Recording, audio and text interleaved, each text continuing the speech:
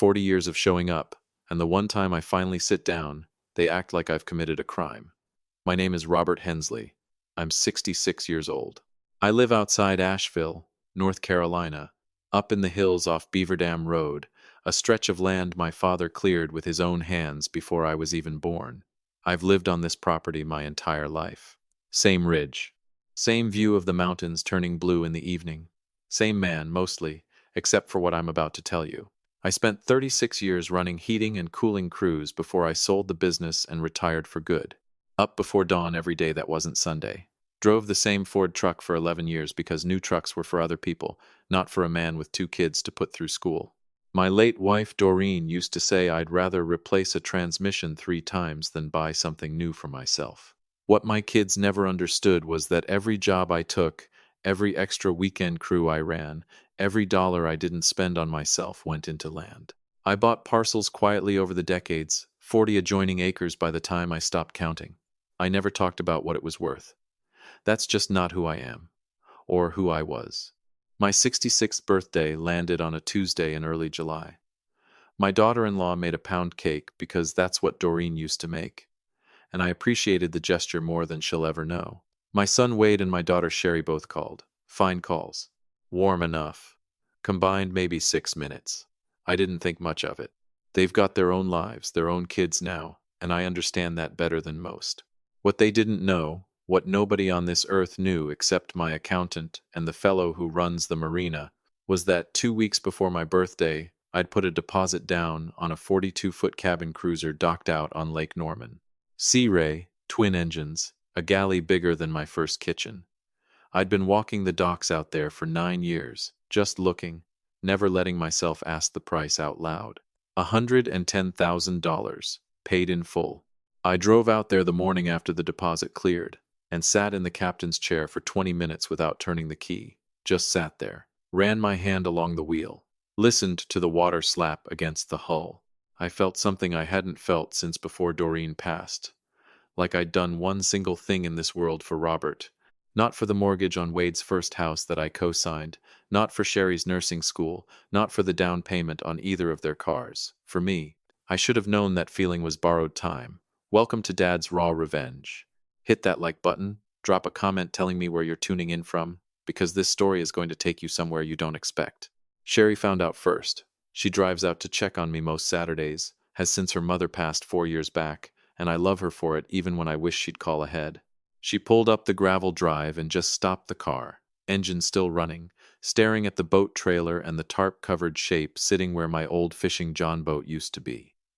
I was on the porch, saw her face before she even got out.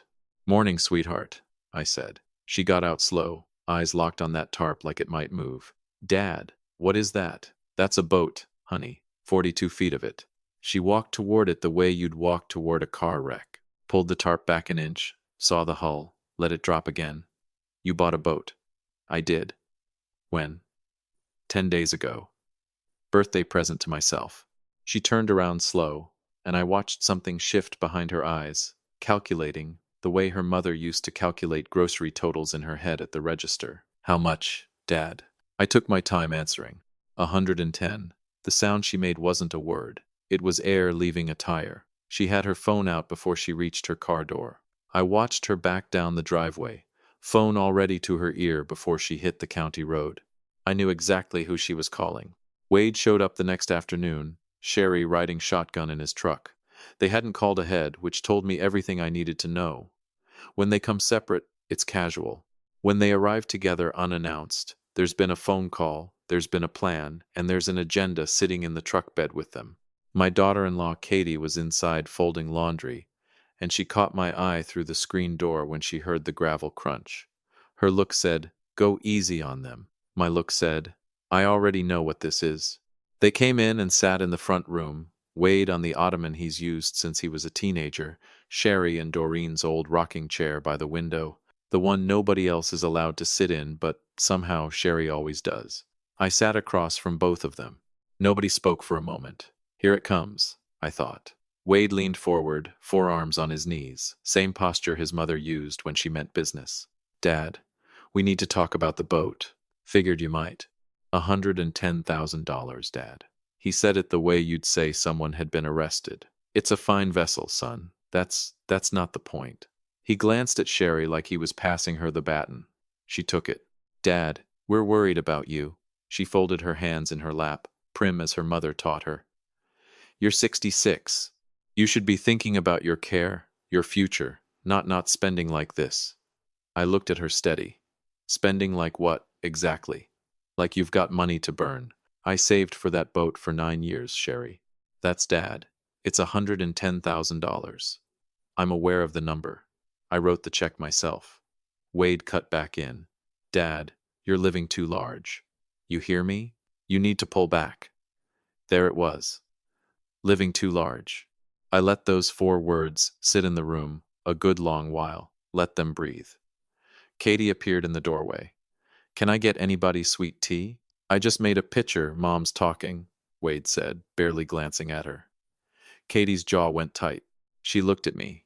I gave her the smallest nod, and she went quiet, though I saw what it cost her. Wade turned back. Dad, you need to be putting that money away. For your future, for he stopped, hunting for the word. For what, son? Finish it. For us, Dad. For the family. What if something happens to you? What if you need that money and it's sitting at the bottom of a lake? You just spent it on a boat. For us. There it is, I thought. That's the whole thing right there. You're going to leave us with nothing, Sherry said. Quiet, but she said it plain. I looked at her hard.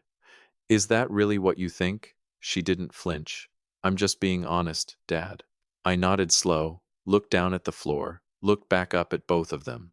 Your mother would be. I stopped myself before I said her name, because I wasn't going to use Doreen as a weapon in this room.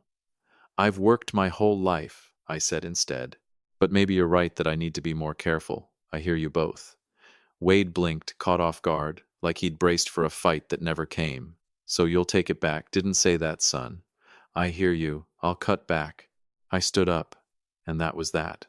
They stayed for supper. Wade and Sherry left that evening looking pleased with themselves, satisfied, like they'd talked some sense into their old man. They laughed at the table, told stories about the grandkids, drove home feeling like good children who'd done a hard but necessary thing. Katie watched them go from the porch. She turned to look at me, started to say something. I'm fine, Katie, I told her. She studied my face a long moment. She's known me 11 years, married into this family, and she reads me almost as well as Doreen used to. She knows the difference between me being fine and me being finished. She went quiet and went back inside. That night, after the house had settled, I went into the little room off the back hallway that used to be my workshop before my knees gave out on the standing part of the trade. Sat down at the desk, opened the laptop, pulled up my accounts. 37 active recurring payments. Some large, some small as a streaming subscription. All of them flowing out to the same 2 people who had just sat in my front room and told their own father he was living too large.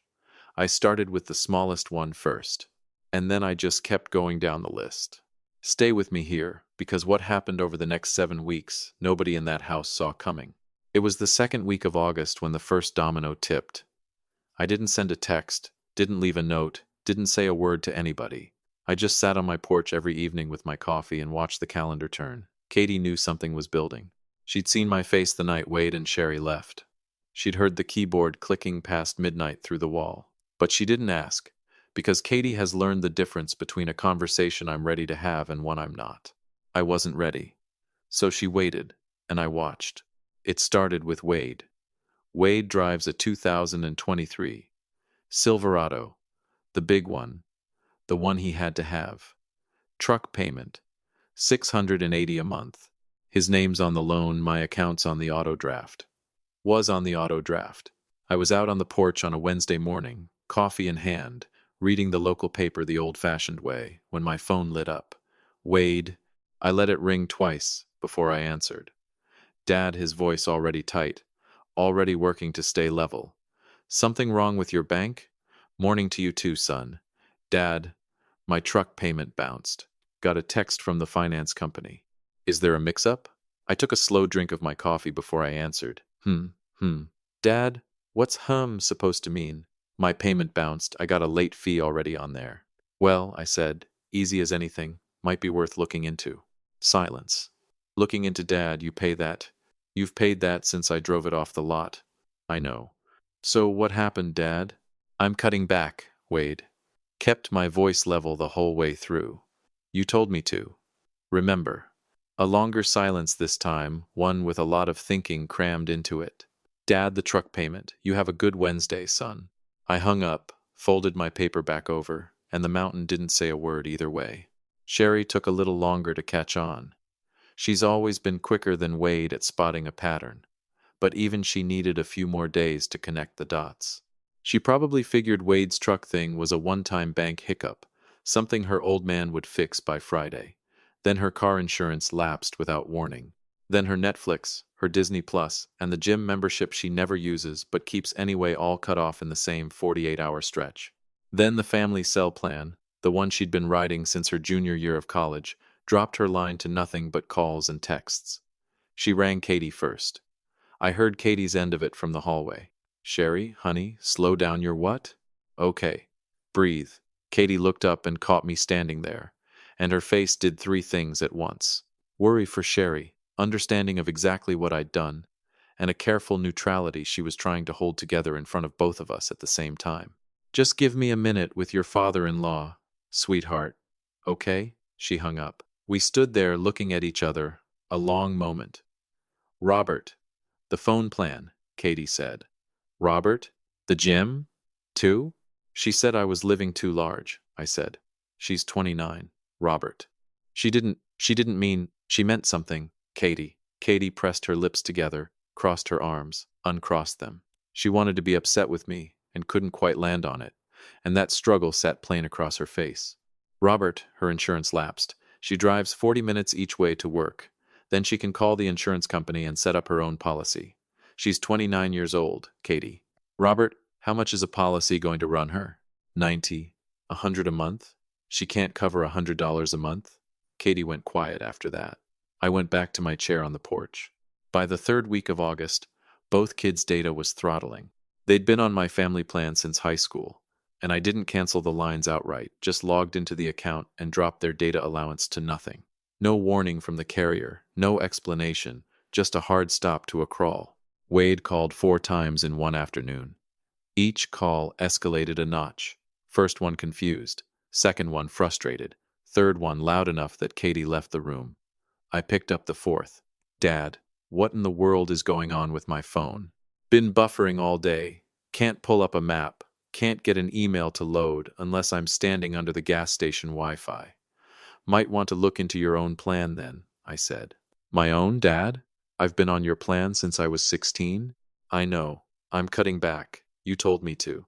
I didn't mean the phone, Dad. I meant the boat you said 37, Wade. I let that number sit there a second. You counted them. You came into my house and told me your own father had too much going out the door. So I reduced it. Those are different, Dad. Those are a lot of them are yours, son. Dead air on the line. There it is, I thought. He's starting to see it. How many did you cancel, Dad? His voice had changed. The heat was gone, something more careful sitting in its place. Have a good evening, son. I hung up before he could say another word.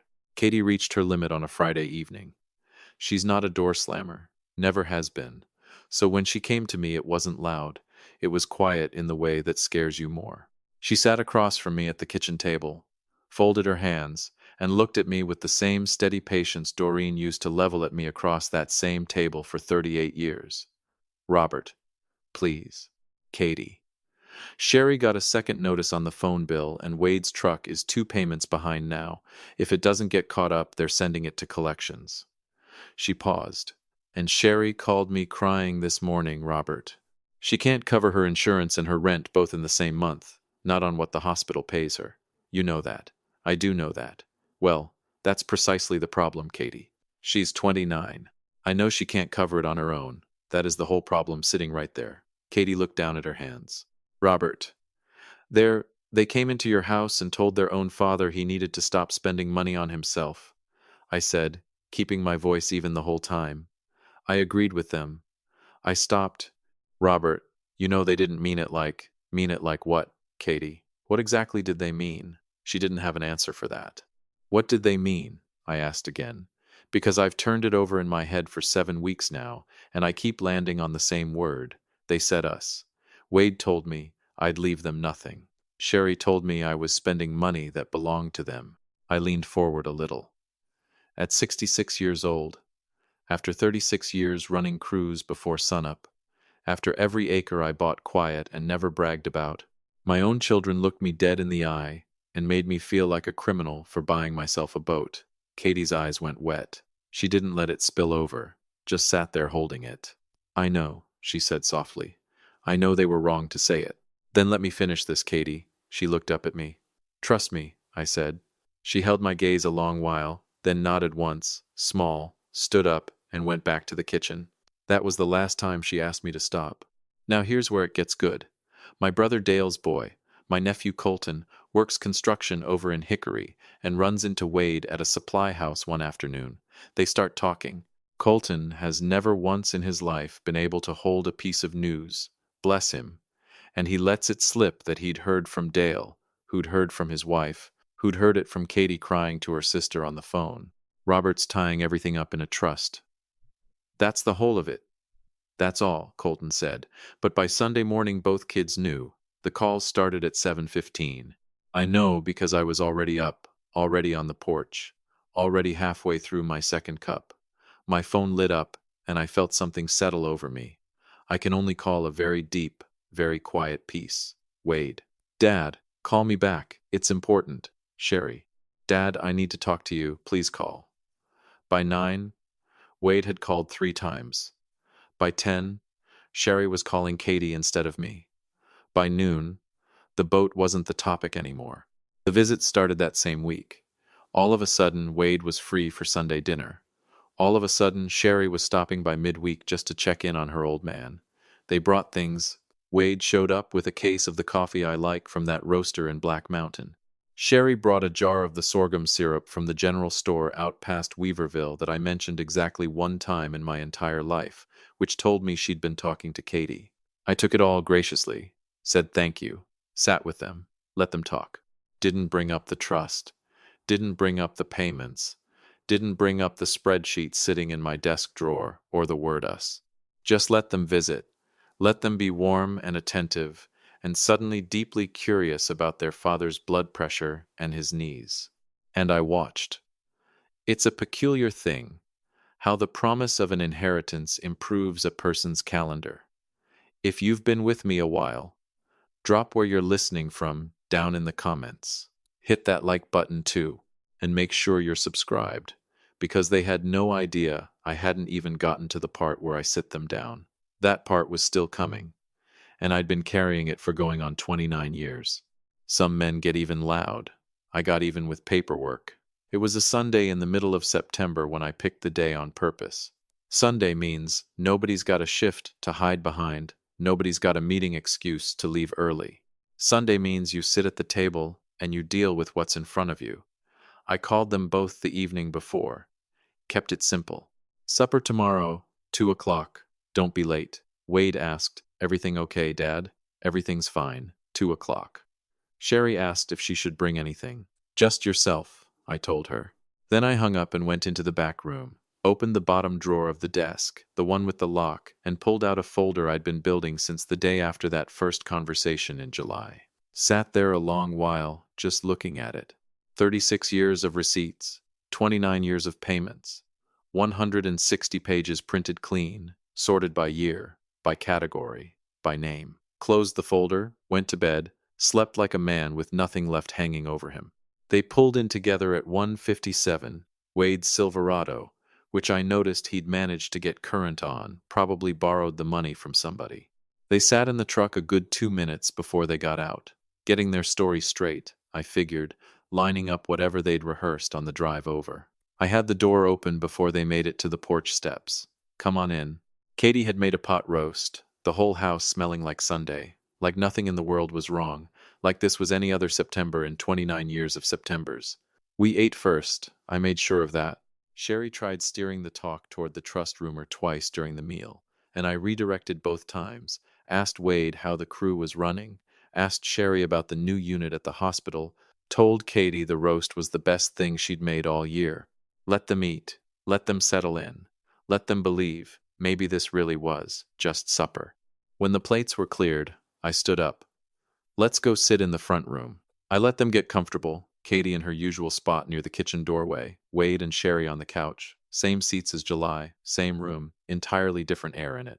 I went to the back room and came out with the folder, sat down across from them, set it on the coffee table but didn't open it yet. I want to talk about what you two said to me back in July. Wade shifted in his seat. Dad, about all the payments. We didn't realize.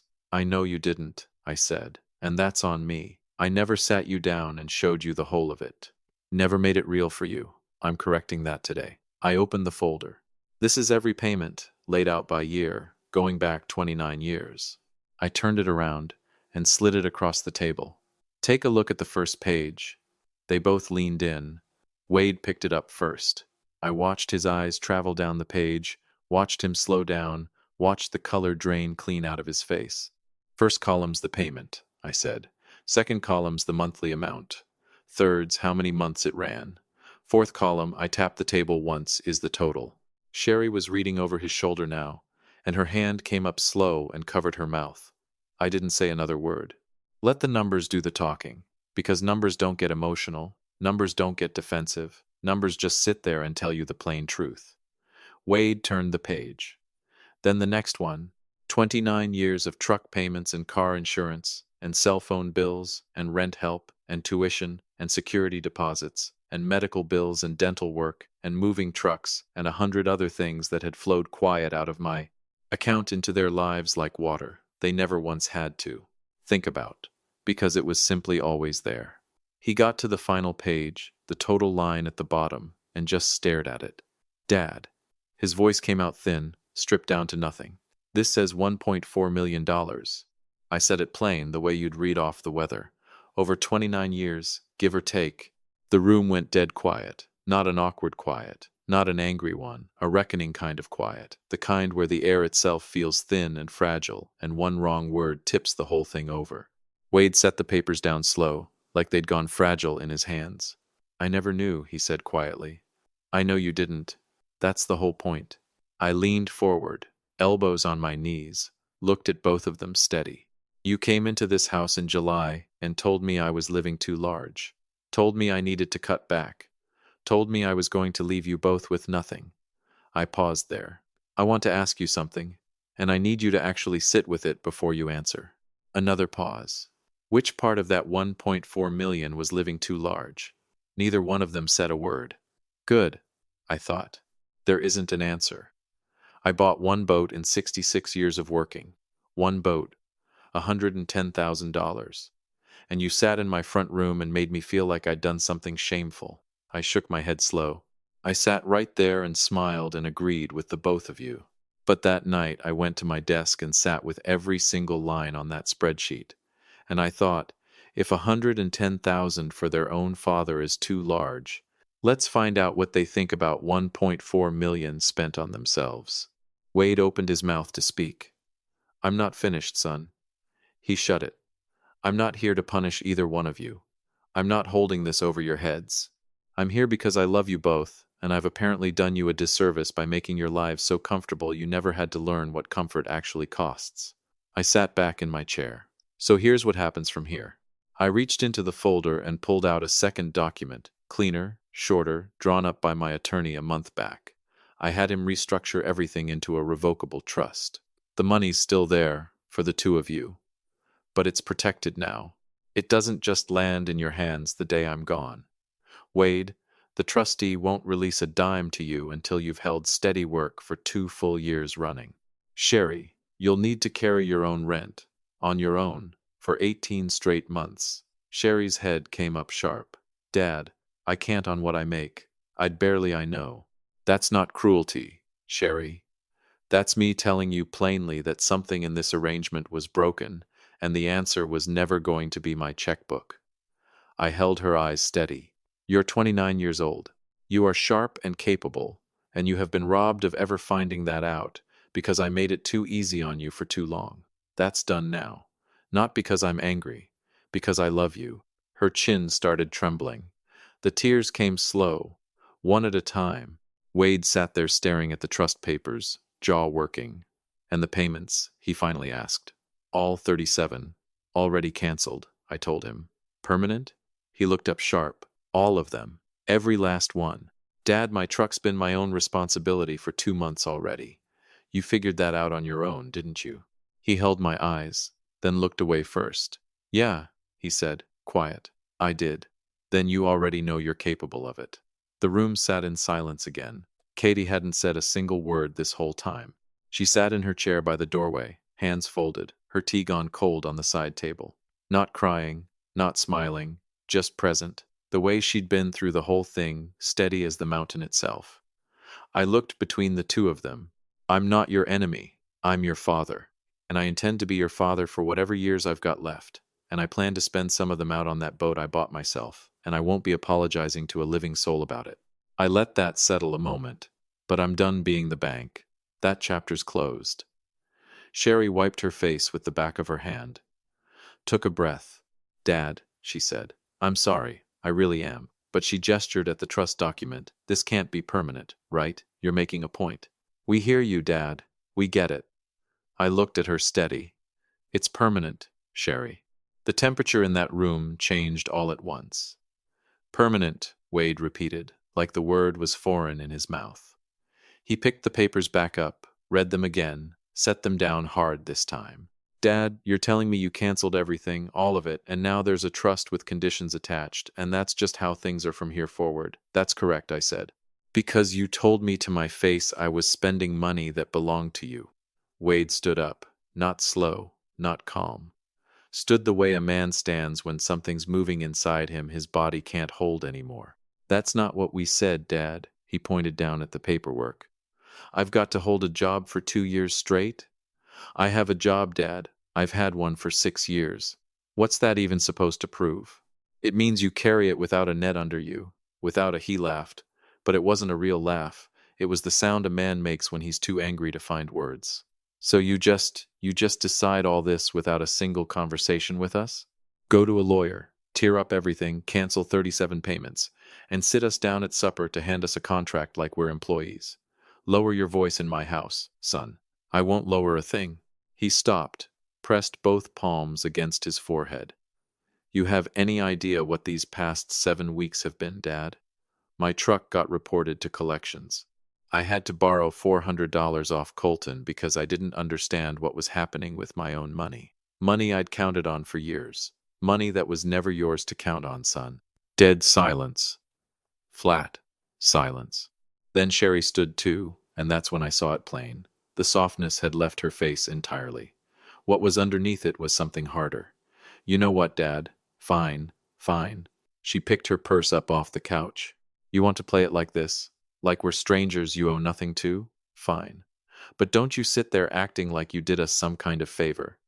You didn't do this to teach us a lesson. You did this because we hurt your feelings over a boat. Sherry.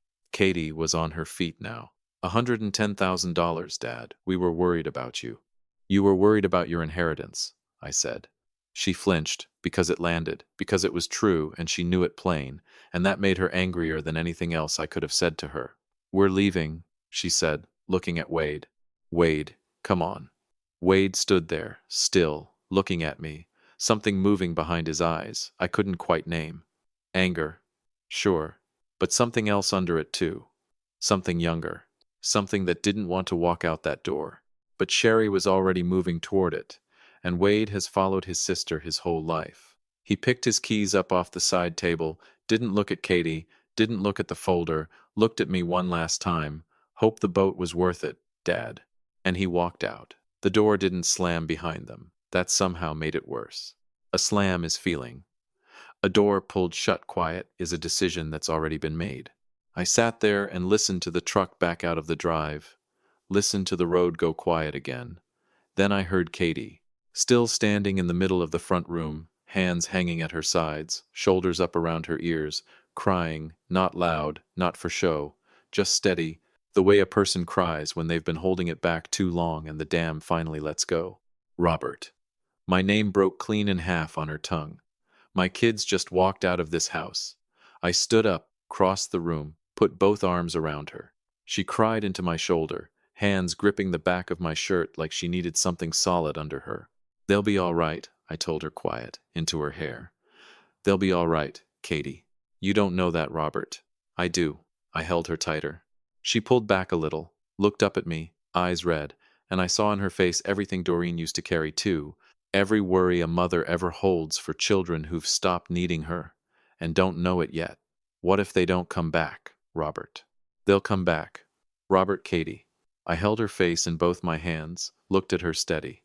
It's going to be all right. I promise you that. Not today. Maybe not for a good while yet. But all right.